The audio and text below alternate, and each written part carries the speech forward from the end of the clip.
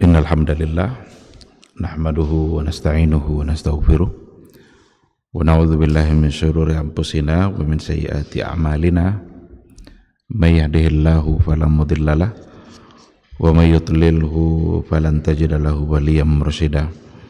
Asyhadu an la ilaha illallah wahdahu la syarikalah wa asyhadu anna Muhammadan abduhu wa rasuluh la nabiyya wa la rasula ba'da. Ikhwati fillah, ma'asyiral hadirin wal hadirat, Bapak Ibu yang dimuliakan Allah, mari kita kembali bersyukur pada Allah Subhanahu wa taala pada pagi yang penuh berkah ini. Alhamdulillah kita kembali dimudahkan oleh Allah Subhanahu wa taala untuk melaksanakan sebuah ibadah yang istimewa. Ibadah yang istimewa di pagi hari ini adalah salat subuh, karena disebutkan secara khusus dalam Al-Quran, inna Qur'anal fajri kana mashhuda. Mudah-mudahan apa yang telah kita lakukan nanti menjadi saksi bagi kebaikan-kebaikan kita di akhirat kelak. Jangan pernah putus bersyukur, karena memang nikmat Allah itu tidak pernah putus dalam kehidupan kita. Jangan pula pernah bosan untuk bersyukur, karena memang kita tidak pernah bosan berharap kebaikan demi kebaikan dari Allah Subhanahu wa taala. Jadilah hamba yang syakirin, dan orang-orang yang bersyukur, kata Allah, akan ditambah nikmatnya. Oleh karena itu, salah satu dari amalan hati yang akan senantiasa menambah nikmat dan rezeki itu adalah syukur. Kadang-kadang kita membayangkan untuk menambah rezeki itu adalah dengan cara bekerja. Tapi amalan hati yang satu ini salah satu dari amalan hati yang kalau kita lakukan membuat rezeki kita akan selalu bertambah. La in syakartum la azidannakum wala in kafartum inna azabi lasyadid. Sama-sama kita juga harus bersalawat dan salam untuk Rasulullah sallallahu alaihi wasallam. Allahumma salli ala Muhammad wa ala ali Muhammad. Mudah-mudahan kita semakin mencintainya. Mudah-mudahan cinta kita serius, tidak sekedar ucapan bibir, tidak sekedar lipstik, tapi benar-benar sebuah ucapan yang terbukti dalam kehidupan keseharian kita. Bagaimana cara membuktikan cinta kepada Rasulullah sallallahu alaihi wasallam adalah dengan cara mencintai apa yang beliau suka dan membenci apa yang beliau benci. Sunnah-sunnahnya untuk kita ikuti, bukan sekedar untuk diperdebatkan. Karena banyak orang hari ini memperdebatkan sunnah, bahkan mentertawakan sesuatu yang sesungguhnya itu adalah bagian dari sunnah Rasulullah sallallahu alaihi wasallam. Mudah-mudahan di akhirat kelak kita bisa mendapatkan syafaat dari beliau dan bisa mendapatkan minuman yang langsung dituangkan oleh Rasulullah sallallahu alaihi wasallam dari telaganya. Amin amin ya rabbal alamin. Ikhwati fillah, ma'asyiral hadirin wal hadirat, rahimani Allahu wa iyyakum. Kembali pada pagi hari ini kita akan melanjutkan kajian Al-Usulus Salasah, di mana kita sudah sampai pada ma'rifatu dinil Islam, bagaimana kita harus mengenali agama Islam bil adillah, dengan dalil-dalilnya. Dan kita berada pada maratibuddin yang pertama, yaitu al-Islam, di mana kita katakan bahwa sesungguhnya setiap martabat, setiap tingkatan agama itu ada rukun-rukunnya. Dan sekarang kita berada pada al-Islam, di mana al-Islam itu punya rukun-rukunnya. Pada pagi yang kemarin kita sudah bahas 3 di antara arkanul Islam. Yang pertama berhubungan dengan tauhid, syahadatu an la ilaha illallah wa anna Muhammadar Rasulullah. Bagaimana kita benar-benar bersaksi, berikrar, menyatakan dari dalam hati kita bahwa sesungguhnya la ilaha illallah dan bahwa sesungguhnya Muhammad Rasulullah. Tauhid inilah yang harus dibutuhkan dengan amal. Maka rukun yang berikutnya itu merupakan pembuktian dari tauhid itu. Itu juga lah sebabnya kalau kita lihat dalam Al-Quranul Karim, itu kata-kata amanu sering diikutkan dengan wa amilus salihat. Innal ladzina amanu wa amilus salihat innal insana lafi khusr illa alladzina amanu wa amilus salihat. Selalu diikutkan kata amanu dengan amilus salihat. Apa maknanya ini? Bahwa sesungguhnya iman itu tidak sekedar ucapan, tidak sekedar dibenarkan oleh hati, tapi harus diikutkan oleh amal saleh. Inilah dalil yang sangat tepat untuk menolak keyakinan-keyakinan aliran pada masa dahulu seperti Murji'ah, yang mereka menganggap bahwa seandainya seseorang itu sudah mengucapkan kata iman, maka kata iman yang sudah diucapkan itu akan tetap kokoh, tidak akan berubah lagi meskipun dia tidak mengikutkannya dengan amal saleh. Artinya bagi mereka amal saleh tidak mempengaruhi iman, sebagaimana maksiat tidak mempengaruhi juga pada kekufuran seseorang, atau orang yang kafir jika beriman, jika beramal soleh itu juga tidak akan mempengaruhinya. Tapi itu adalah sesuatu yang perlu untuk diluruskan, khususnya ketika dikatakan bahwa amal soleh tidak berpengaruh pada iman. Itu satu keyakinan yang tidak betul, karena dalam keyakinan ahlus sunnah salaful ummah itu bahwa sesungguhnya amal soleh itu berpengaruh kepada iman. Bahkan dikatakan bahwa imannya seseorang itu yazidu bil ta'ah wa yanqusu bil ma'siyah, bisa bertambah dengan ketaatan, tetapi kualitas iman itu akan berkurang pula dengan kemaksiatan. Masa sama iman orang yang suka berbuat maksiat dengan iman yang orang suka beramal saleh? Itu tidak akan sama. Maka ketaatan kita kepada Allah itu pertanda bahwa iman kita sedang meningkat, dan kedurhakaan kita kepada Allah itu pertanda bahwa iman kita sedang menurun. Maka iman manusia itu yazidu wa yanqus, bisa bertambah dan bisa berkurang. Iman para anbiya itu bertambah terus. Rasulullah SAW imannya yazid wa la yanqus. Kalau imanul malaikah la yazid wa la yanqus, tidak bertambah, tidak pula berkurang, stabil dia. Ketika kata Allah sujud aja kerjanya. Diperintahkan berzikir aja kerja mereka. Nah, maka penjelasan setelah syahadat yang ada dalam rukun Islam itu semua adalah sebagai pembuktian dari iman, dari tauhid yang terucap. Kemarin sudah kita bahas, yang pertama adalah as-salah, yang kedua adalah az-zakah. Yang paling tepat dan yang paling asasi untuk membuktikan makna syahadat yang ada dalam kehidupan kita itu pertama sekali adalah sholat. Diwajibkanlah sholat itu sebanyak 5 kali dalam sehari semalam. Itu tidak berat itu. Kita punya waktu sehari semalam itu 24 jam. Seandainya satu kali sholat itu ada 10 menit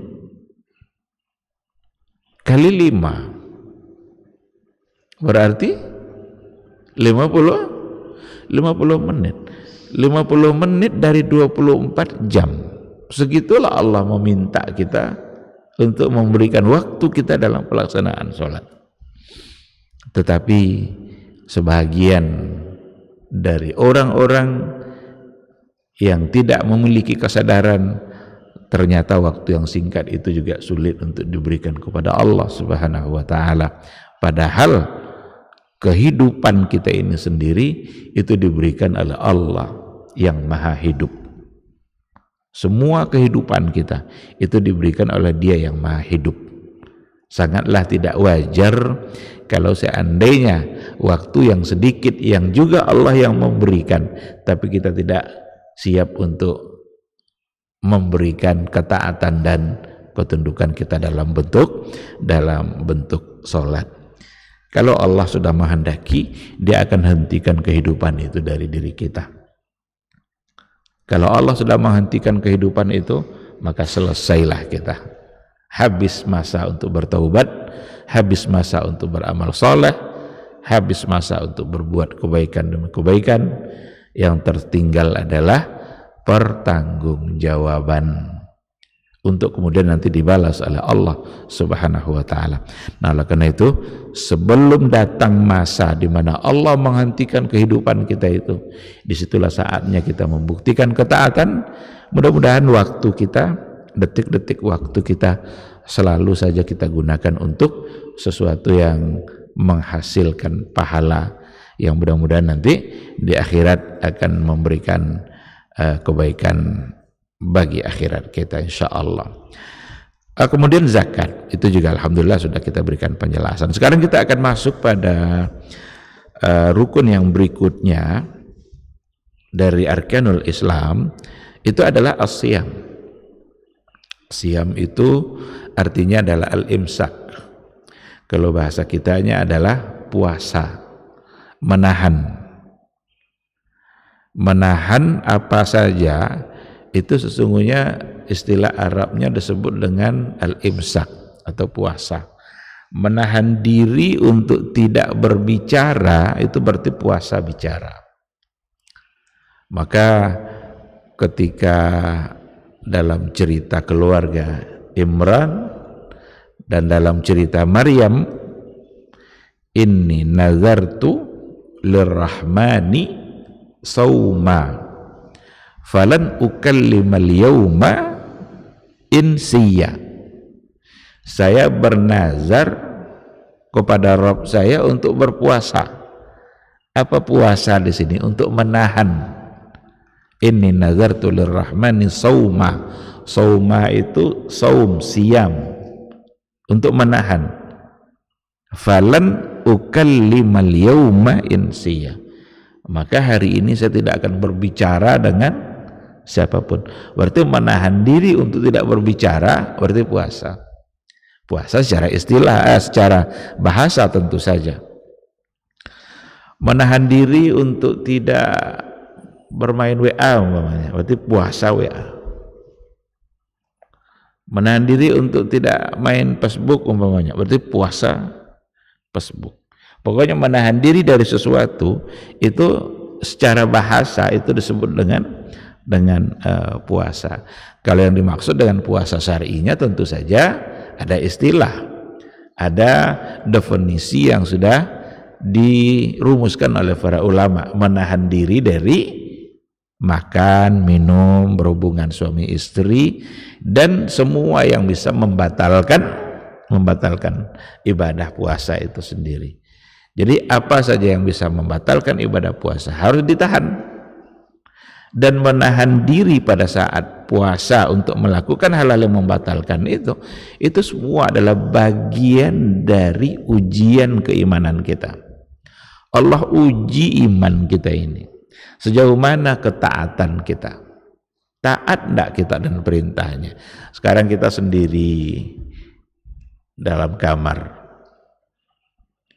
haus, ada pula air, enggak ada siapa-siapa, enggak ada orang di situ, kita sendiri aja, tapi kita sedang berpuasa pada saat itu.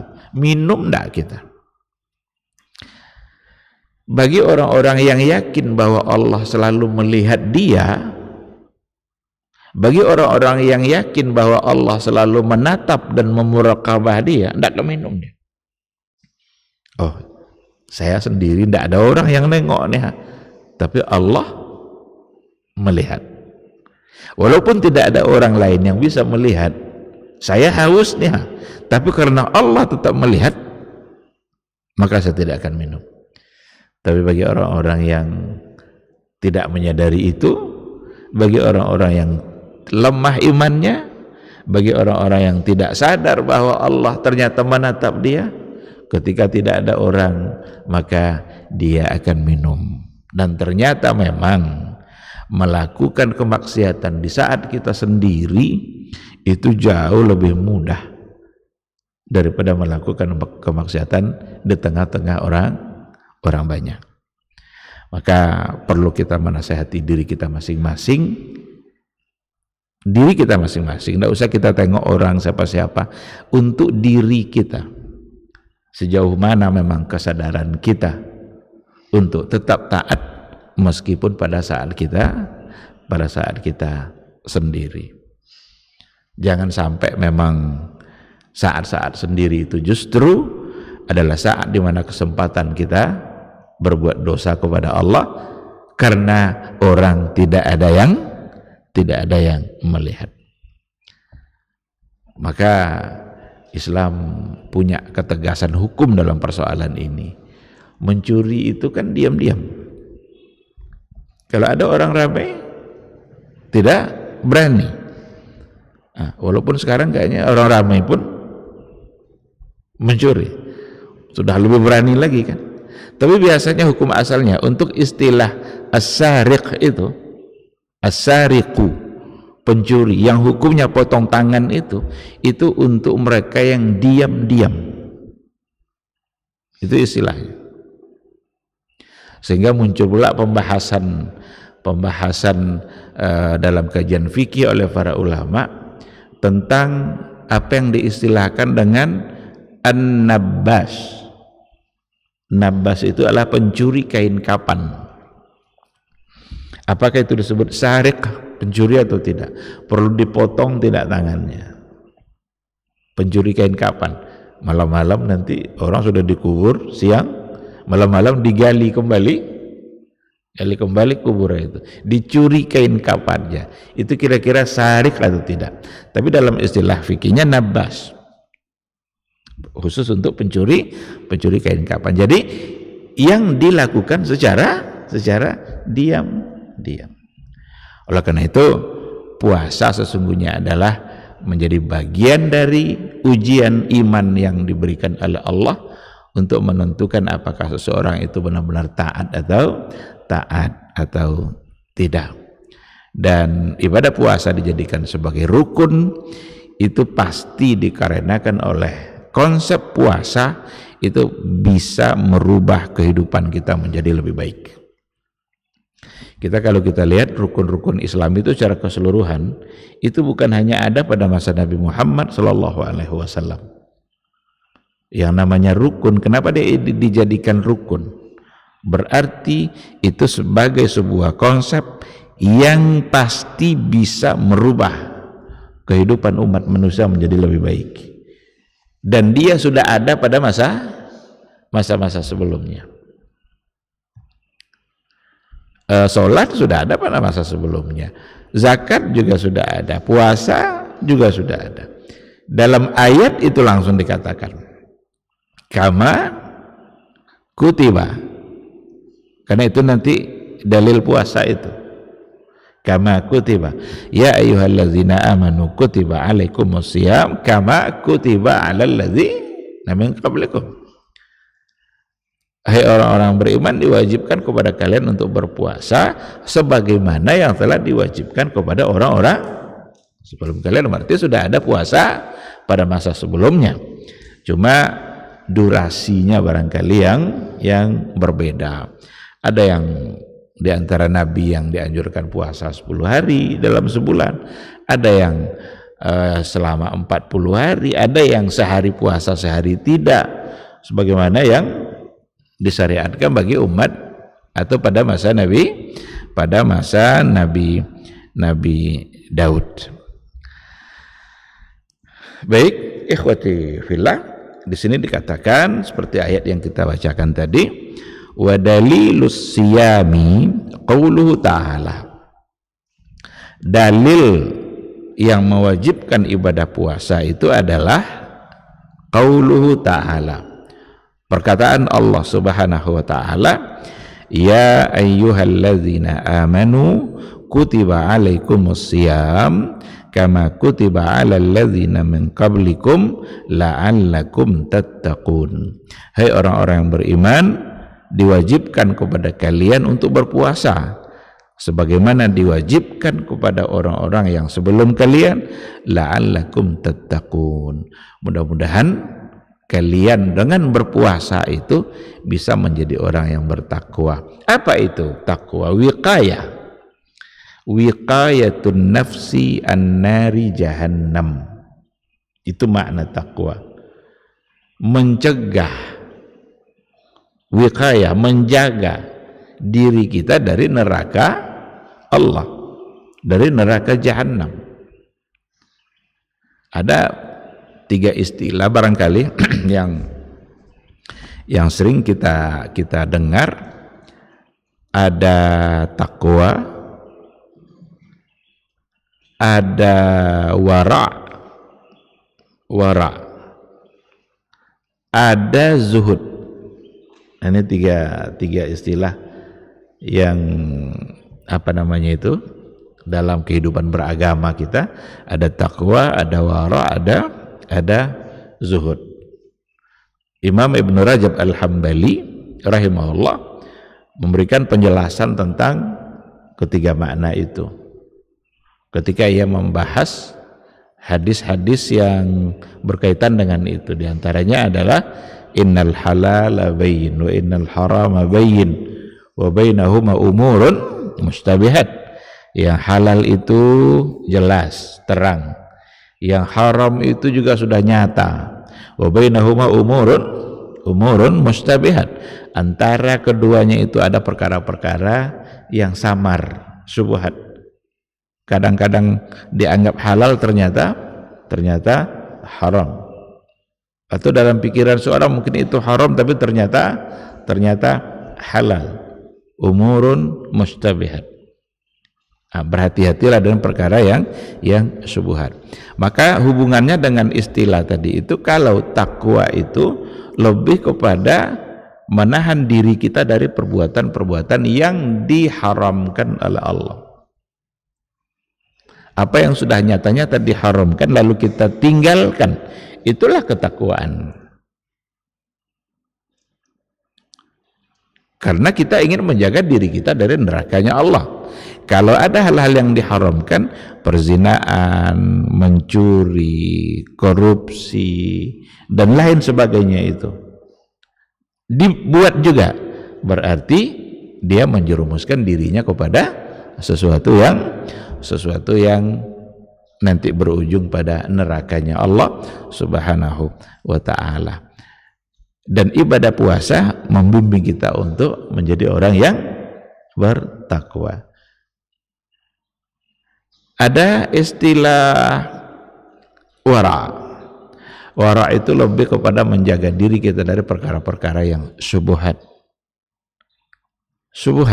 Ada hal-hal yang barangkali mungkin halal, tapi karena ada syubhatnya dia tidak mau. Ndaklah, saya tidak maulah. Padahal mungkin juga di situ ada unsur-unsur halalnya, tapi karena ada syubhatnya dia tinggalkan. Orang-orang seperti itu cenderung masuk ke dalam istilah wara. Sedangkan yang zuhud itu menahan dirinya dari sesuatu yang memang sebenarnya dibolehkan untuk dia, mubah-mubah saja, tapi karena kezuhudannya yang mubah pun dia tinggalkan. Sebagai orang yang diberikan nikmat yang luar biasa oleh Allah, diberikan kekayaan yang melimpah oleh Allah Subhanahu wa ta'ala, boleh dia untuk menikmati dunia ini karena dia punya. tapi dia tahan dirinya untuk melakukan itu. Udahlah, saya tidak ambil itu, saya hidupnya biasa-biasa saja, maka itu berarti adalah bagian dari masuk ke dalam istilah zuhud. Ya ada di ayat ini, la'allakum tattaqun. Mudah-mudahan kalian menjadi orang yang bertakwa, orang yang mampu menjaga dirinya dari neraka Allah Subhanahu wa ta'ala. Tentu saja yang akan menjadi landasan dalam ibadah puasa ini bukan hanya ayat, tetapi juga datang dari hadis-hadis Rasulullah sallallahu alaihi wasallam. Salah satu dari hadis, apa kata Rasulullah sallallahu alaihi wasallam, man shama yauman fi sabilillah, barang siapa yang berpuasa satu hari karena Allah, satu hari dia puasa karena Allah, ba'adallahu wajhahu sab'ina kharifan, ba'adallahu wajhahu anin nari sab'ina kharifah, Allah akan jauhkan wajahnya, Allah akan jauhkan wajahnya dari neraka pada hari kiamat nanti sejauh apa? Sab'ina kharifah, 70 musim perjalanan. 70 musim, enggak 70 kilo, 70 musim. Kharifah itu salah satu dari musim. Kan ada musim dingin, musim gugur, musim semi. Berarti 70 tahun. 70 tahun perjalanan. Berapa jauhnya itu? Itu kalau dia berpuasa satu hari. Fisabilillah. Apa yang dijauhkan? Wajahnya. Sekarang pertanyaannya, apakah wajahnya yang dijauhkan dari nerakanya Allah? Tentu tidak. Tapi disebut wajah, itu adalah simbol untuk keseluruhan.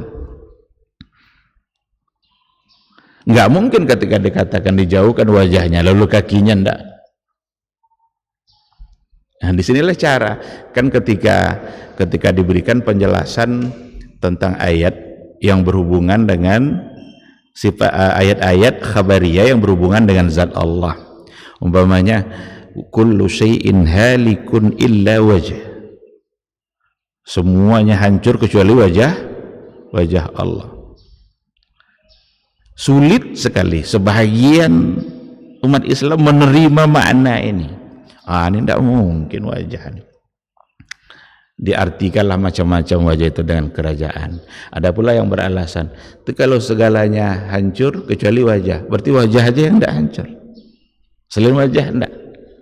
Padahal wajah itu kalau kita bawa kepada kita umpamanya agar kita paham, ketika disebut wajah itulah yang akan membuat kita mengenali seseorang. Bukan kalau umpamanya dari luar kita tengok punggung seseorang, kita belum kenal dengan siapa orangnya. Atau kalau ditengokkannya tangannya, tidak tahu kita siapa orangnya. Atau nampak oleh kita kakinya, badannya, tidak kenal kita. Tapi kalau yang nampak adalah wajah, walaupun yang lain tertutup semua, tapi nampak oleh kita wajah, maka kita akan mengenali seseorang itu. Nah, oleh karena itu kembali kita kepada konsep bagaimana memahami ayat-ayat yang berhubungan dengan zat. Kewajiban pertama kita sesungguhnya adalah beriman, percaya, yakin kita, karena ada ayat, ada hadis yang berhubungan dengan itu. Tapi jangan sekali-kali mencari tahu seperti apa, jangan dibayang-bayangkan segala sesuatu akan hancur kecuali wajah Allah. Jangan sekali-kali membayangkan, karena laisa kamitslihi syai'un wa huwas samiul basir. Laisa kamitslihi syai', tidak ada yang serupa. Tidak sanggup akal kita untuk memikirkannya. Kalaulah sanggup akal ini memikirkannya, Nabi sudah berikan penjelasan. Tapi Nabi tidak memberikan penjelasan tentang seperti apa. Nabi hanya meyakini dan sahabat juga ikut meyakini, maka kita harus melakukan juga dalam soal keyakinan ini sebagaimana Nabi dan para sahabat juga meyakininya.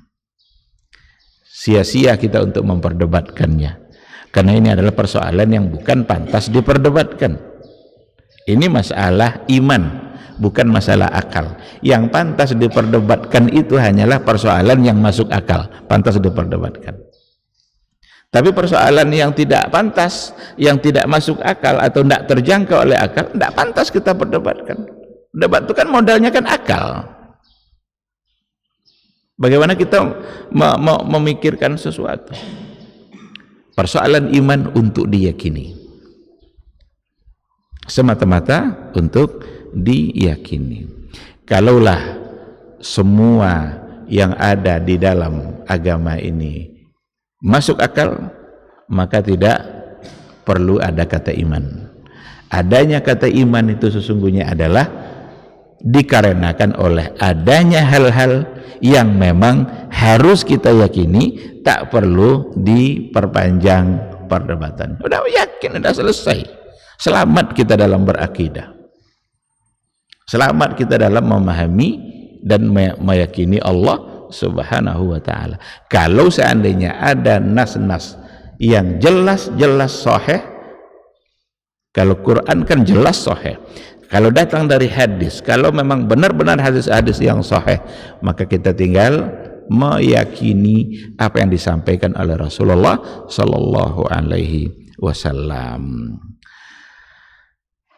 Jadi kembali kita kepada hadis yang dari Nabi tadi itu, barang siapa yang berpuasa 1 hari saja di jalan Allah. Ketika dikatakan puasa 1 hari, berarti ini puasa secara umum ini. Ada puasa wajib, ada puasa sunat. Karena Nabi tidak menyebutkannya. Dan kalau dipahami untuk puasa sunat, ya bisa. Umpamanya puasa Kamis, puasa Senin, kerjakan fisabilillah di jalan Allah, berarti benar-benar karena Allah. Maka dulu ada sahabat yang datang kepada Nabi, dia bilang, ya Rasulullah, saya ingin puasa setiap hari. Ingin dia puasa setiap hari, dilarang oleh Rasul. Tidak bisa katanya, jangan puasa setiap hari. Kalau kamu ingin memperbanyak puasa, maka puasalah 3 hari dalam sebulan. Inilah yang disebut dengan ayyamul bid. Lalu sahabat tadi bilang, saya sanggup lebih banyak dari itu ya Rasulullah, masa 3 hari cuma sebulan. Kalau kamu mau lebih banyak lagi, kamu puasa Senin Kamis. Kalau Senin Kamis kan sudah 8, kalau tadi 3, sekarang jadi 8. Kata sahabat itu, saya sanggup lebih banyak dari itu ya Rasulullah. Masih sanggup juga lebih banyak dari itu? Iya katanya. Kalau sanggup lagi lebih banyak, puasalah seperti puasa saudara saya Daud, puasa Nabi Daud. Sehari puasa, sehari tidak. Dari 8 berarti naik menjadi 15, karena dia sudah separuh bulan dia puasa. Dia bilang lagi sama Rasul, ya Rasulullah, saya sanggup lebih banyak dari itu.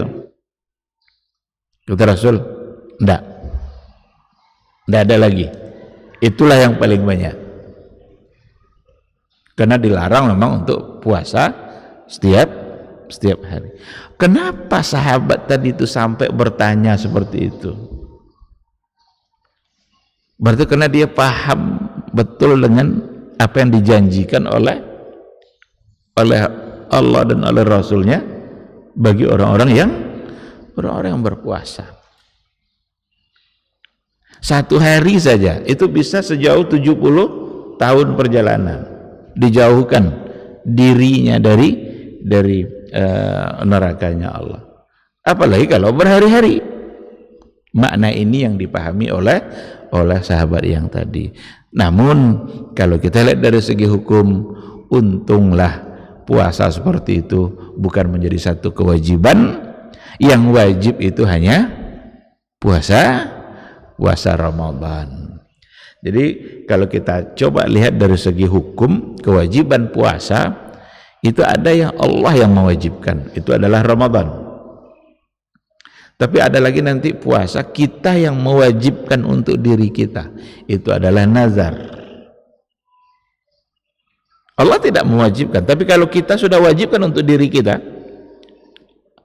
kalau nanti saya sehat, atau orang tua saya sehat, atau anak saya sukses, lulus masuk universitas umpamanya, saya puasa 3 hari. Berarti janji. Nazar. Nazar itu kita yang mewajibkan untuk diri kita. Maka hukumnya juga menjadi wajib dan harus ditunaikan. Yang Allah mewajibkan itu Ramadan. 30 atau 29 hari. Itu aja. Selainnya adalah sunnah. Seandainya kita tidak mengerjakan yang sunnah itu, cukup dengan yang wajib, berarti sudah ada modal kita dalam berpuasa, dalam untuk mendapatkan pahala puasa. Sebagaimana dulu orang Badui bilang kepada Nabi seperti itu. Tetapi lagi-lagi satu konsep dalam beribadah, kita tidak boleh meninggalkan sesuatu hanya karena hukumnya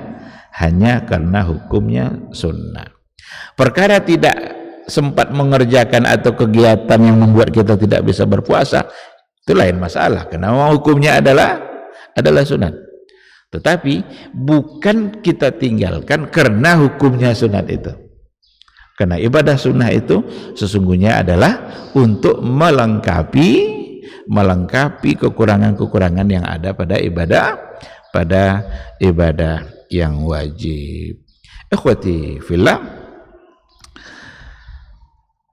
wasiyamu la yajibu illa 'alal muslimin. Puasa itu tidaklah wajib kecuali bagi orang-orang yang muslim saja. Ammal kuffar, adapun orang-orang kafir, law fa'aluhu, meskipun mereka mengerjakannya, masahha minhum, tidak ada artinya, tidak sah, tidak ada gunanya bagi mereka. Orang kafir itu kalaupun dia berpuasa sampai Ramadan nanti puasa pula dia, enggak sah. Hatta yashhadu an la ilaha illallah wa anna Muhammadar Rasulullah, sampai mereka bersaksi dulu, berikrar dulu la ilaha illallah dan Muhammadar Rasulullah.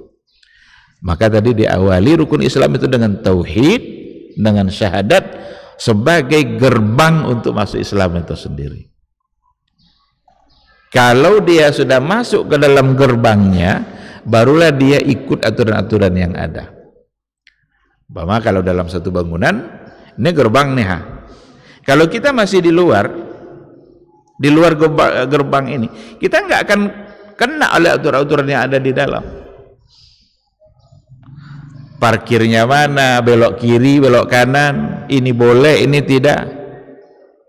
Tapi ketika sudah masuk gerbang, dan gerbangnya itu adalah syahadat, pintunya itu adalah syahadat. Kalau kita sudah masuk, sudah punya kuncinya itu, masuk, kita buka, maka disitulah akan ada ketentuan-ketentuan yang harus kita taati.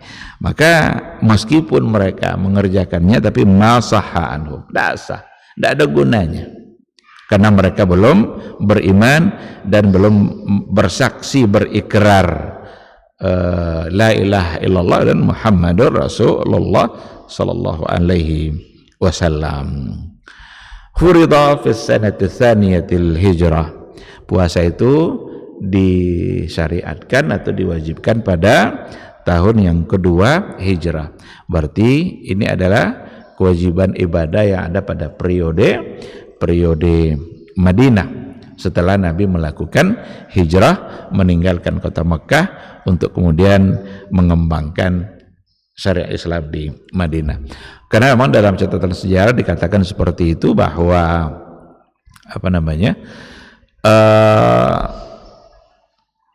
ibadah ada periode Mekah itu lebih cenderung untuk penguatan iman, penguatan akidah.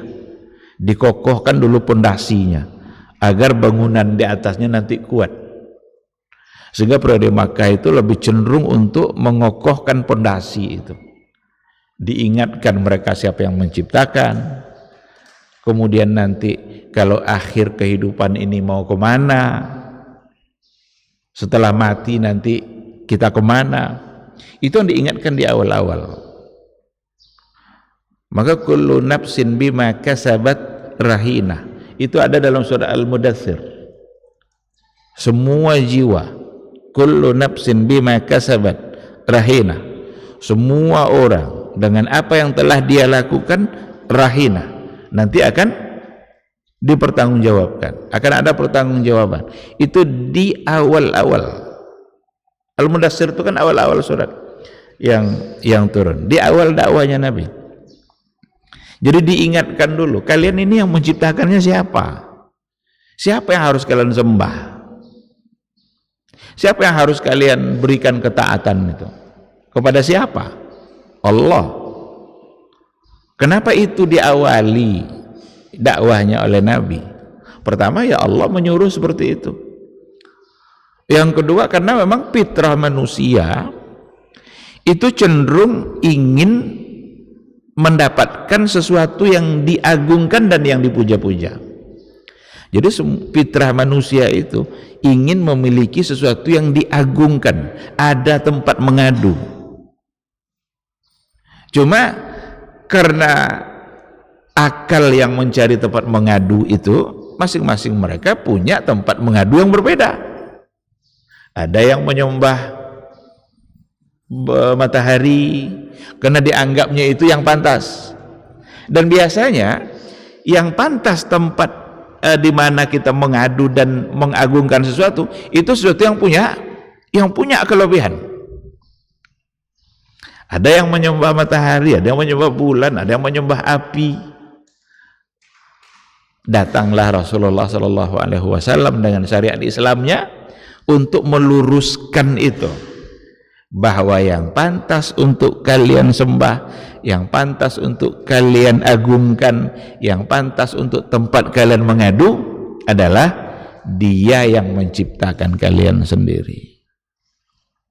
Itulah sebabnya dalam surat Iqra itu ayat pertama itu berbicara tentang itu. Iqra bismi rabbikal ladzi khalaq, khalaqal insana min alaq. Diingatkan dulu oleh Allah bahwa kita ini yang menciptakannya adalah Allah. Nah, jadi periode Makkah itu memang periode memperkokoh pondasi. Banyak hal-hal yang tidak terjangkau dulu oleh akal orang jahiliyah. Apa contoh yang tidak terjangkau? Mereka mengira kalau sudah mati ya selesai. Semua mereka tahu kalau akan mati, karena fakta dalam kehidupan memang berakhir pada kematian. Kalau yang fakta-fakta gitu mudah kita memahaminya. Kawan meninggal, tetangga meninggal, atasan meninggal, bawahan meninggal. Tentu satu saat kita juga akan meninggal. Jadi mereka yakin kalau mereka akan mati. Yang tidak terjangkau oleh mereka itu adalah, yang tidak terjangkau oleh akal itu ketika itu adalah bahwa sesungguhnya setelah kematian itu akan ada kehidupan lagi. Itu yang tidak ada. Itu yang tidak mereka yakini. Maka Nabi datang untuk menyampaikan itu, bahwa setelah mati akan ada kehidupan kembali. Dan itu persoalan gaib. Maka masalah barzakh, masalah kiamat, masalah mahsyar, itu semua menjadi bagian dari hal-hal yang gaib yang wajib kita yakini.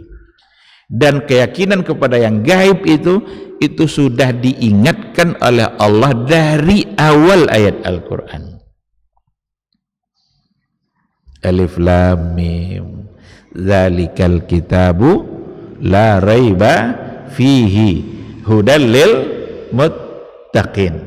Terus alladzina yu'minuna bil ghaib.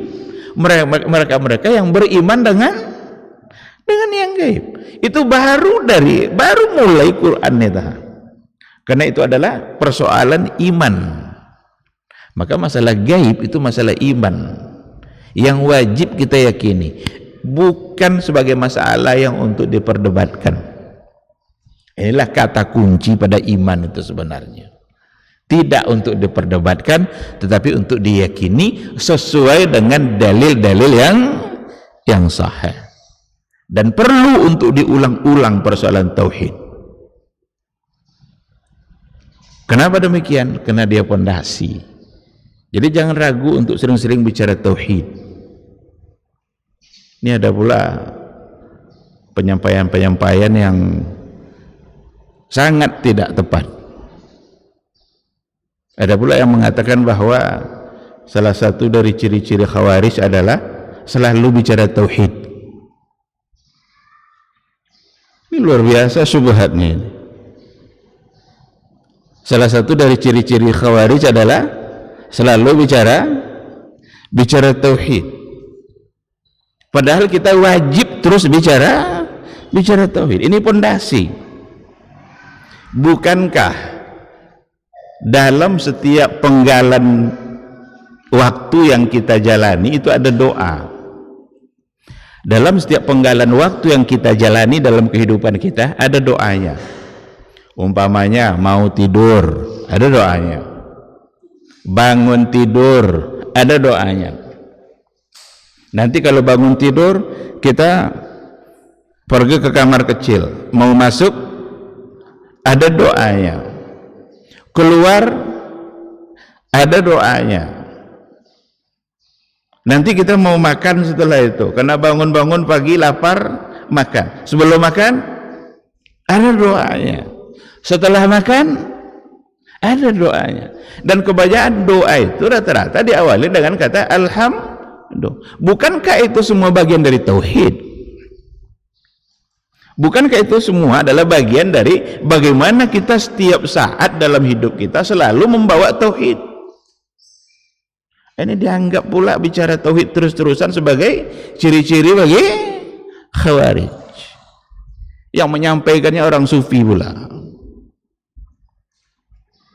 Maka itu tidak betul. Bicara tauhid wajib sering. Karena kalau kita abaikan persoalan tauhid, disinilah kemungkinan kita akan terjebak pada perbuatan-perbuatan syirik. Berapa banyak hal-hal yang terang-terangan itu adalah sebagai sebuah kesyirikan, tapi dianggap itu bukan syirik karena tidak sering bicara tauhid. Kalau jarang bicara tauhid, orang-orang seperti itulah yang akan terjebak kepada perbuatan-perbuatan syirik itu. Banyak hal-hal yang syirik tapi dianggap tidak syirik, dan dianggap biasa-biasa saja. Tapi kalau dikembalikan kepada dalil-dalil yang ada, maka itu semuanya adalah bagian dari syirik. Nah, jadi bukan selesai. Ketika sudah kokoh pondasi itu, maka pada masa Madinah disitulah banyak hukum-hukum diturunkan. Kalau sudah kokoh, tinggal membangunnya aja. Kalau pondasi udah kuat, tinggal mau bangun apalah di situ, silahkan. Begitu mudah untuk menerima aturan Allah kalau memang keimanannya kepada Allah sudah sampai pada puncaknya. Salah satu contohnya, khamar itu pada masa jahiliyah itu lumrah sekali. Minum mabuk-mabuknya itu biasa itu pada masa dulu. Tapi di awal-awal Islam datang, tidak langsung suruh khamar itu tinggalkan. Tapi ketika keimanan sudah kokoh, periode Madinah turun ayat yang mengharamkan khamar. Ada di antara sahabat sudah di tangannya khamar tuh, tinggal diminum aja. Lalu diingatkan oleh seseorang, hei katanya, nggak usah minum lagi, khamar sudah diharamkan. Udah mau diminum tuh, diletakkan oleh dia, bahkan ditumpahkan. Kenapa bisa seperti itu? Hanya karena dia imannya sudah kokoh. Tapi kalau iman belum kuat, haram lah katanya. Pokoknya minum dulu. Kalau iman belum kuat. Tapi kalau sudah kokoh datang larangan, walaupun seolah-olah ini sudah kebiasaan yang tidak mungkin ditinggalkan lagi, tapi dengan iman dia bisa berubah. Oleh karena itu tidak ada sebenarnya istilah oh dia itu sudah mendarah daging, bagi dia maksiat tidak mungkin ditinggalkan lagi. Tidak bisa, tidak ada itu. Di hadapan iman itu tidak mungkin. Karena kalau iman sudah kokoh, ketika Allah yang mengharamkan, maka itu adalah sesuatu yang memang akan dia tinggalkan langsung, karena dia sudah beriman kepada Allah dan tahu dia dengan kebesaran dan kekuatan Allah. Maka ibadah puasa itu disyariatkan pada tahun yang kedua hijrah. Berarti ada pada periode Madinah setelah Rasul hijrah.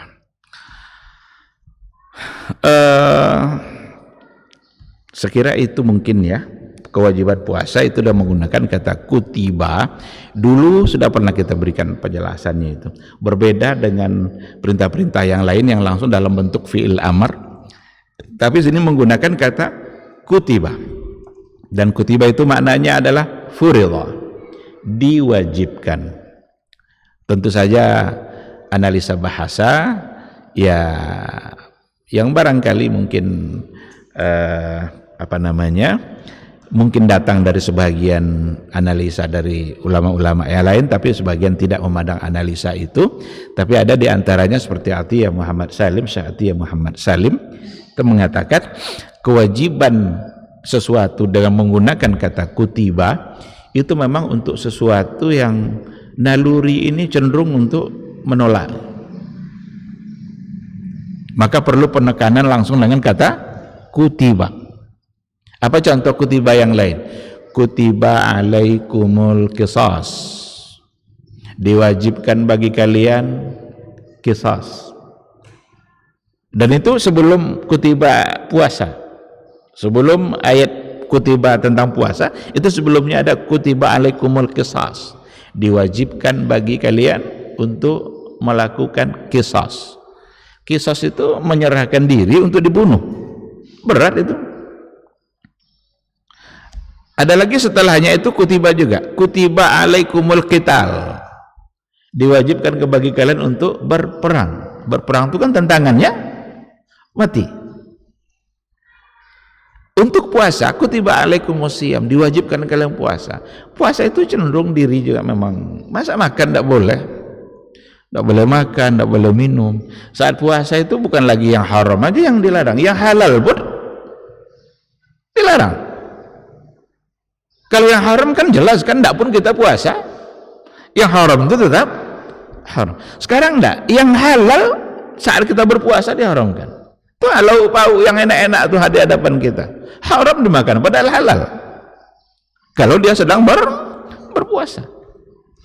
Nah jadi ini kalaulah ada umpamanya dokter bilang begini, kita ini kan minum dalam sehari itu setidaknya adalah 2 liter, jangan kurang dari itu. Ini tidak boleh minum. Gimana ceritanya? Tapi ini kan datang dari Allah. Kalau Allah yang menyuruh, berarti itu pasti baik. Kita harus lupakan dulu teori-teori dokter tadi itu. Sehari harus 2 liter, tidak boleh minum, kata Allah, jangan minum. Karena disitulah kebaikannya. Nah, dan menerima perintah wajib seperti itu benar-benar datang dan bisa dilakukan oleh orang-orang yang beriman. Bahkan yang dipanggil pun juga adalah orang-orang yang beriman. Maka mudah-mudahan dengan ibadah puasa ini kita semakin mampu menunjukkan kualitas iman kita sehingga kita mengerjakannya secara maksimal. Ini mungkin yang bisa kita sampaikan, tidak usah kita masuk pada dalilul hajj, karena setelah ini ada satu rukun lagi berkaitan persoalan haji. Insya Allah nanti kita sambung pada pertemuan yang berikutnya.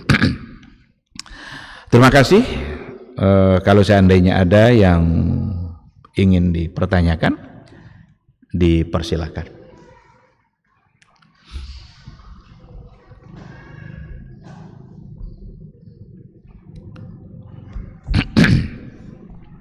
pas. Dia, biasanya kalau tidak adab tuh pas istilahnya.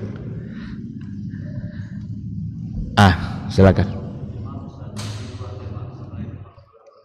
Assalamualaikum.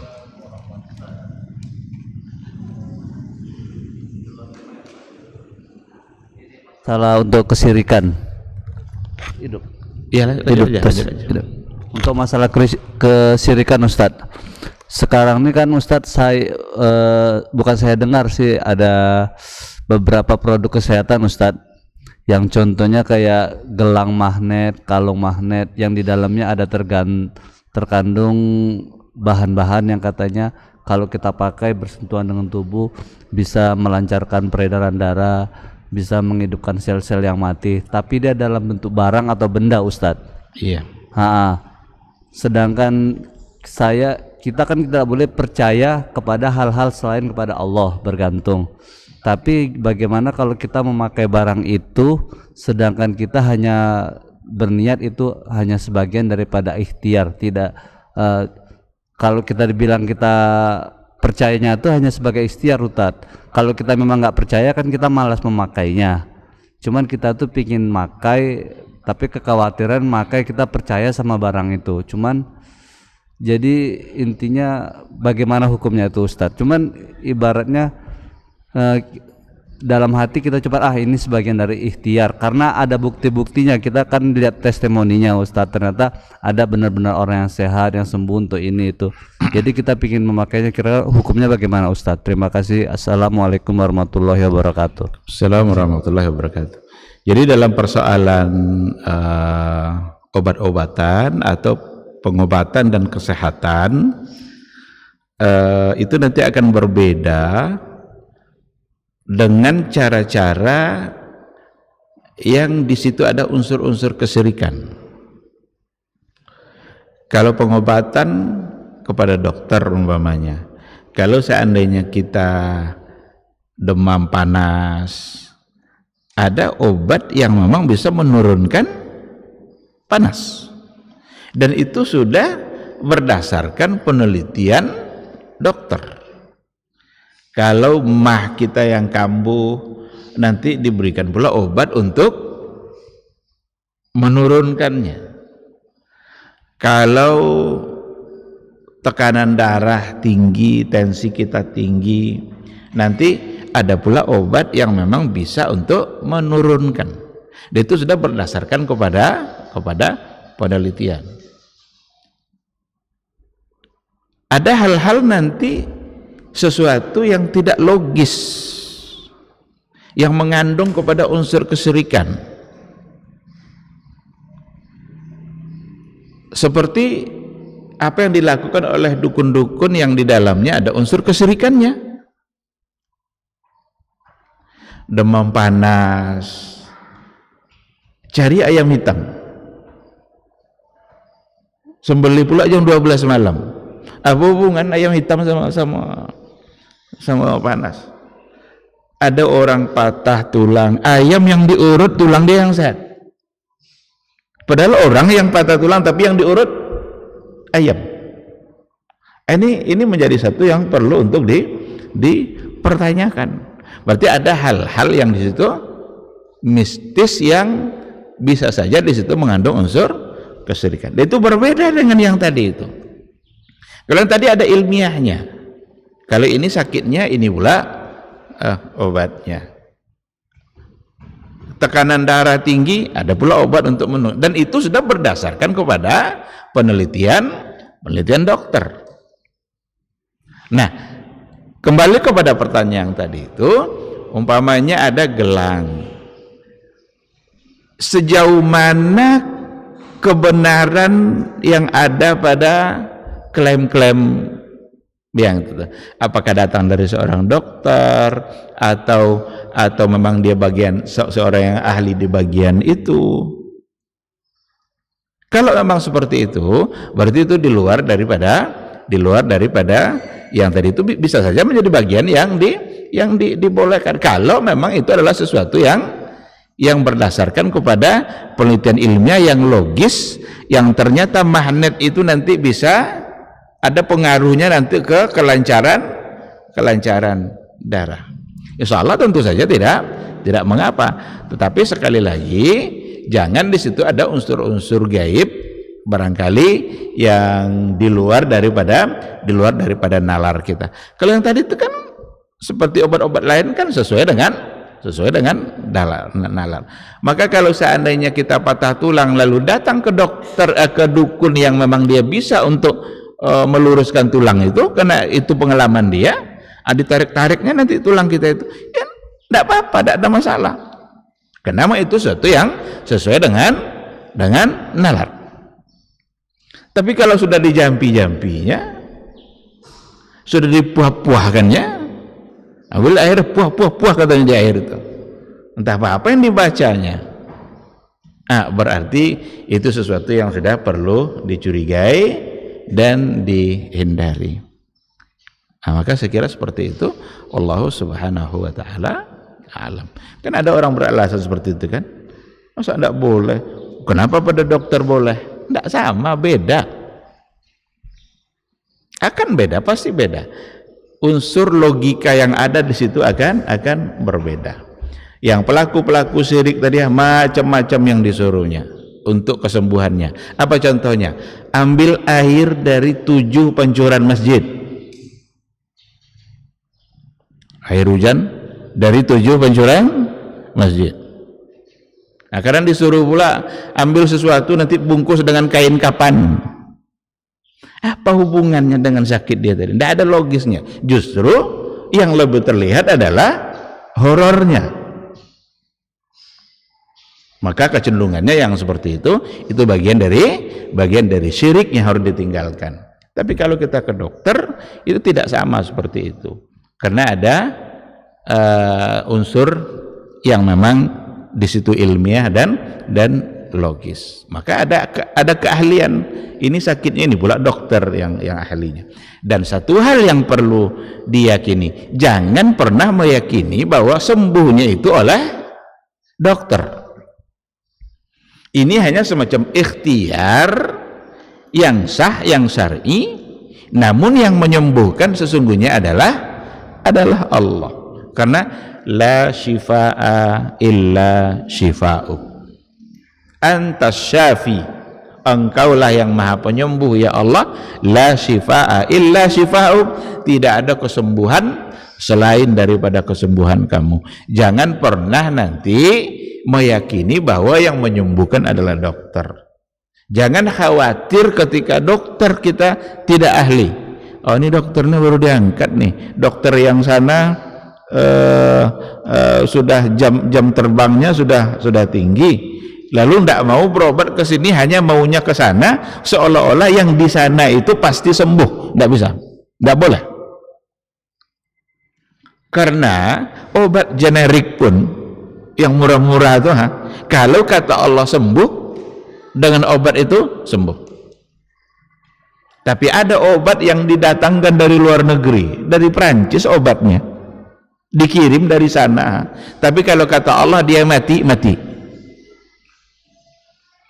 Karena yang akan menyembuhkan bukanlah obat. Maka jangan sampai ada keyakinan bahwa itu yang menyembuhkan. Yang menyembuhkan adalah Allah, dan berikhtiarlah secara syar'i yang sesuai dengan yang diizinkan oleh Allah. Jangan ambil ikhtiar yang dilarang oleh Allah, seperti ikhtiar-ikhtiar yang di dalamnya ada unsur kesyirikan dan mistiknya. Wallahu subhanahu wa ta'ala alam. Baik. Ya.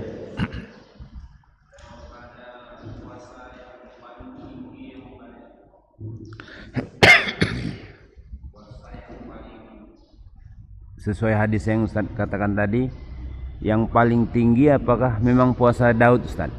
Walaupun di hari-hari yang di bulan-bulan yang kita dianjurkan mesti banyak berpuasa gitu. Itu aja, Ustaz. Iya, kalau kita lihat kepada hadis-hadis Rasul, riwayat yang ada, memang Nabi bilang seperti itu. Khairus siyami siyamu akhi Daud. Puasa terbaik itu Kebiasaan berpuasa yang terbaik itu adalah puasanya saudara saya Daud. Nabi mengatakan saudara saya karena sama-sama Nabi. Jadi bukan saudara ayahnya apa, enggak. Sama-sama Nabi. Nabi yang bilang khairus siyam, puasa yang terbaik. Dan Nabi melarang memang puasa wisal. Siyamul wisal. Siyamul wisal itu puasa terus, tidak ada putus-putusnya, puasa terus. Nabi melarang. Tidak boleh melakukan itu bagi umatnya, karena itu akan menyulitkan dia sendiri.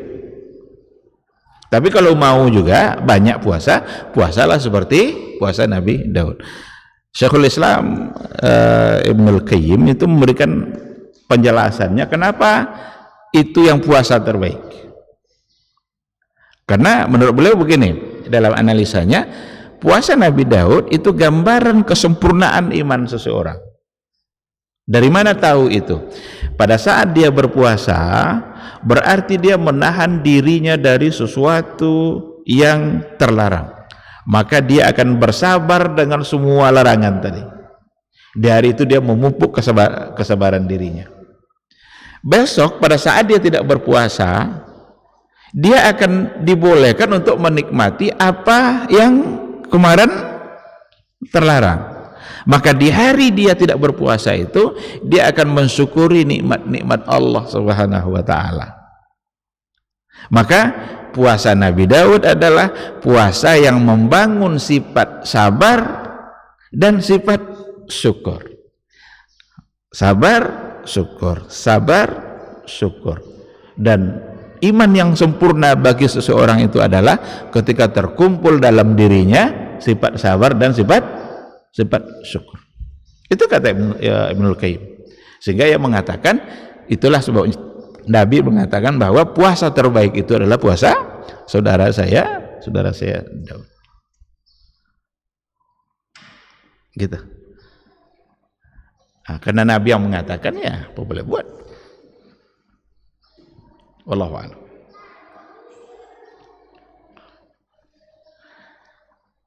Baik, terima kasih. Kalau tidak ada lagi, barangkali sampai di sini kajian kita di pagi hari ini. Mudah-mudahan ada ilmu yang bisa kita terima, yang benar itu semata-mata datang dari karunia Allah, dan yang keliru dan salah itu karena kelemahan ilmu dan barangkali godaan-godaan syaitan. Mohon untuk dimaafkan dan semoga Allah mengampuninya. Mudah-mudahan kita selalu dibukakan pintu hati kita untuk belajar oleh Allah Subhanahu wa taala dan diberikan semangat untuk mengamalkan ilmu yang didapatkan.